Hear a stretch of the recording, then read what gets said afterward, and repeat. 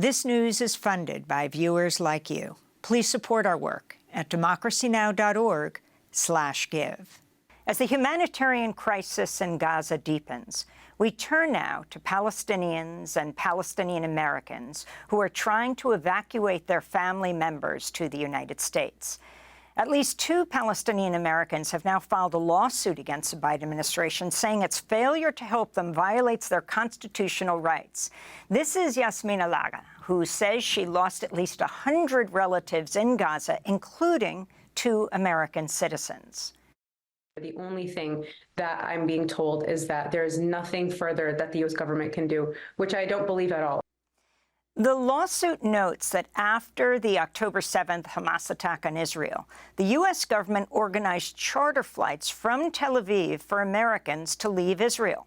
So far, they say, the United States has not organized any flights to secure the exit of at least 900 U.S. citizens, residents, and family members still in Gaza. Al Jazeera reports more than 100 staff members of the Department of Homeland Security signed an open letter to Secretary Alejandro Mayorkas denouncing the response to humanitarian crisis in Gaza so far, saying it should be, quote, commensurate with the past responses to humanitarian tragedies and offer a humanitarian parole program to Palestinians like it did after conflicts in Afghanistan and Ukraine. More than 100 Democrats, led by Michigan Senator Dick Durbin, have called on Biden to make Palestinians who are already in the U.S. eligible for temporary protected status, or TPS. Today, we'll hear 2 stories. One, a Palestinian-American woman in Detroit, whose mother died in Gaza. She was approved to evacuate, but was still waiting to get out. The daughter is desperately seeking the government's help to evacuate the rest of her family. We'll also be joined by her attorney, Sophia Akbar. But first, we go to Cairo, Egypt, with another of Sophia's clients, Fadi Abu Shammalah. He's Just Vision's outreach associate in Gaza, executive director of Gaza's General Union of Cultural Centers. We spoke to him last month when he was still in Gaza about his New York Times op-ed, "What More Must the Children of Gaza Suffer?" Well, he was able to leave Gaza and is joining us now as he works to be reunited with his wife and his 3 children who are still in Gaza, Ali, Karam, and Adam. Fadi, welcome back to Democracy Now! In a moment, we're going to talk about the legal case here. But if you can talk about what is happening in Gaza right now, what's happening in Rafah, in Jabalia, talk about why you left Gaza and what you think needs to happen. Thank you so much for having me for the second time. I wouldn't do the same for me. But yeah, again, thank you so much for having me in this interview. I will start by telling that the situation on the ground, not in Rafah city itself, like in every city in Gaza Strip, is beyond our imagination. Like not all of the news really come out to us here. I'm talking with you from Cairo, and the situation on the ground itself, it's more horrible than what you can see by your screens and TVs. I would say also a horrific number. Like the UNRWA said that 1.9 million of the Palestinian people are already displaced their homes. Most of them were pushed into the far south of Gaza Strip in a city called Rafah. In the last 36 hours, only 177 civilian Palestinians were killed. This war, I would call it the war against the Palestinian civilian, in order only to kill. That's it. This is the main goal. I would say that there's 2 goals. The first one is to kill the civilian as much as they can, and the second goal is to destroy as much as they can. Gaza City itself is erased. You will be shocked if you will send your cameras after hopefully this nightmare and this war will end. You will be shocked because of the numbers of the neighborhood that it's completely is damaged. The north of the Gaza Strip, no one knows about the north of Gaza Strip. Only there's 2 journalists, according to what I know, that there's 2 journalists who are trying to cover the situation there. Like, they are killing people in tents. That's what I hear also. Sorry, that witnesses say that the Israeli bulldozers buried the injured people in Kamal Udwan hospital. They buried them while they are alive. They were still alive. They killed them, they buried them. We should find a word that can express more than the word of genocide. That's what is going on there. Like, the medical situation is horrible. The humanitarian situation is horrible. The water itself, the food itself, the electricity, the number of the killed people, the number of the bombed homes over the head of its residents. At the end, no one knows when this war is gonna end. But what I know for sure, that we were all devastated, that our whole hearts is broken for the destruction. Fadi, we understand that your kids, your 3 kids and wife, just got through Rafah into Egypt just before this broadcast, as you were attempting to get them out. Can you talk about their situation and how you're trying to get into the United States at this point? You are Just Vision's Outreach Associate in Gaza and the Executive Director of Gaza's General Union of Cultural Centers. Yeah, I would start answering this question by saying that the trip and the journey that my kids have to go through it starts from October 9, when we decided to evacuate our homes from Gaza City into my parents' home in Khan Yunis, and working in journalism and speaking up about for the Palestinian people and all the massacres and genocide that it's going on the ground by the Israeli occupation. We reached a point that I have to evacuate. I have to leave Gaza Strip, because there was like really risk over my family, because Israel. Until that day, I'm talking about November 14. Until that date, around 61 journalists have been killed. My family feel that they are in danger and they might be bombed anytime. That's made me have to sleep in my car for one time the night before I leave Gaza Strip, and I thought that's by traveling to Cairo, I will be able to help my family to evacuate. I mean, my name only was on the list of November 2. I mean, the U.S. list of November 2. So, but it didn't happen. That's what I want to say. Then on December 5, the Israeli Commission did throw leaflets asking the people of Khan Yunis to evacuate to Shabura refugee camps, which is in Rafah city.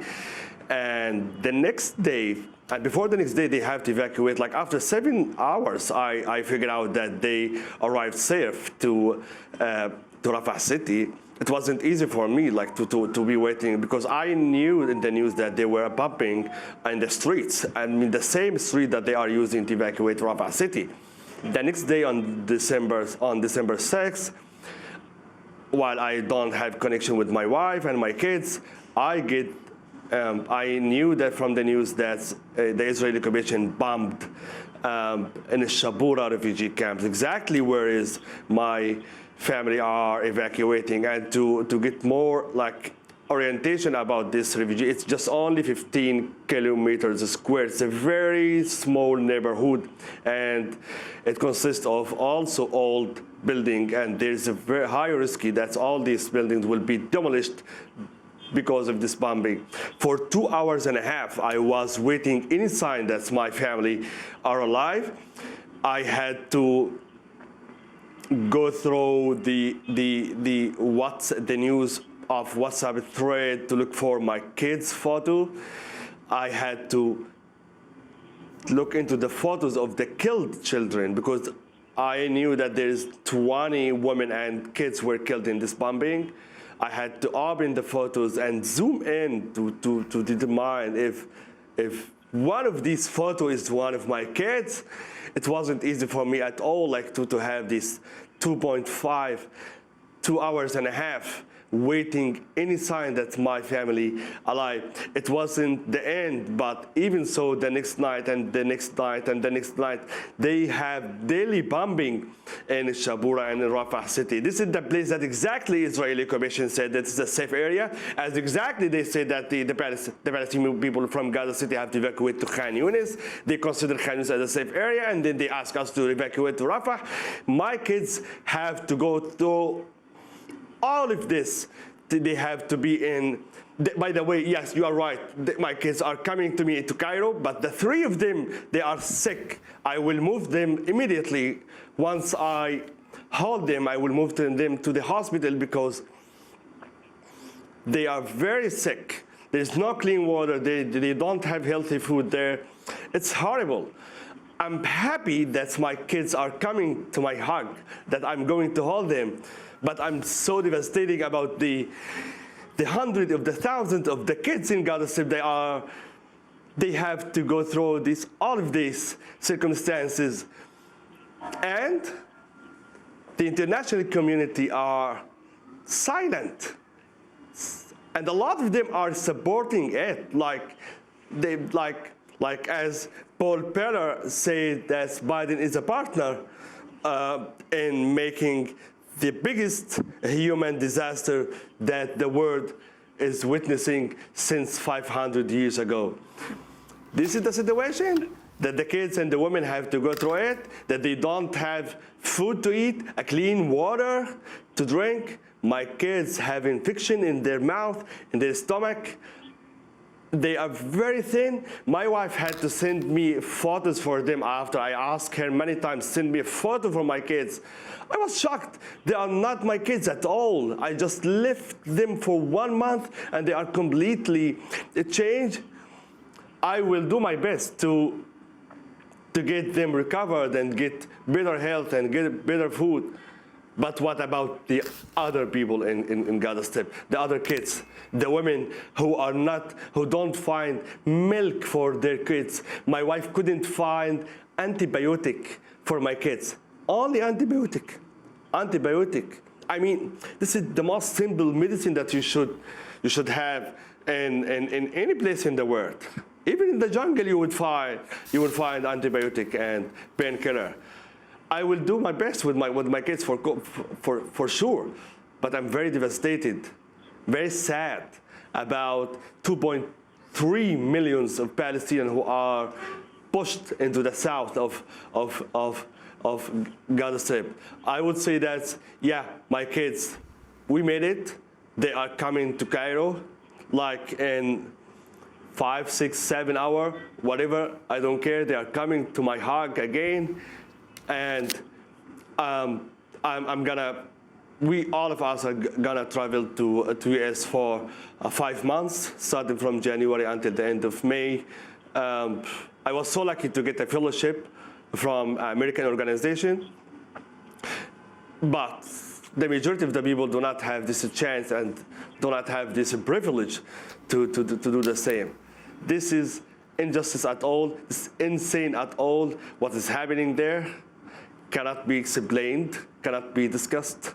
I mean, in a normal conversation, we need millions of cameras.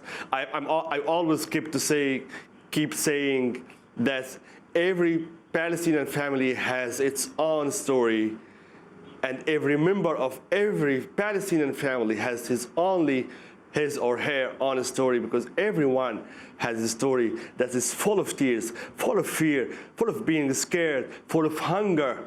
We are being fighted by making us starving, as the Human Rights Watch have said, I think yesterday or early today. Yes, Israel is fighting us by food, they are preventing us to get food. The number of the trucks that's of a humanitarian aid that should be allowed to enter Gaza, it's nothing. Well, we need much doubles. We need thousands of trucks to enter Gaza 24 hours until 3 months until we get the balance, at least for the food only. We will need at least 10 years to reconstruct and rebuild the destroyed Gaza Strip. That is the real face of the Israeli occupation and Palestinian people will never forgive the world. The Nakba in 1948, it happened where there is no cameras, there is no TVs, like now. But now, the international community are silent. I do thanks, of course, and appreciate all the demonstration and the march that went to the street in solidarity with the Palestinian people. We think that it's not still enough. We need from you more pressure against the international community, against your leaders, especially the US administration. They have to stop supporting Israel by providing them the military that we are being killed by it. They have to stop financially support Israel, or at least asking Israel, or at least, preventing of issuing veto in the Security Council when the Palestinian people need only a humanitarian ceasefire. Fadi Abu Shammalah, I want to thank you so much for being with us. In fact, our next segment, we're going to look at that Human Rights Watch report with its author. Yes, the report called Israel's Starvation Used as a Weapon of War in Gaza. Fadi, I want to thank you for being with us. Fadi Abu Shammalah, Just Vision's Outreach Associate, usually in Gaza, now in Cairo, Executive Director of Gaza's General Union of Cultural Centers, will be reuniting with his 3 children and wife in just a few hours, then soon coming to the United States. Democracy Now! Is funded by viewers like you. Please give today at democracynow.org/give.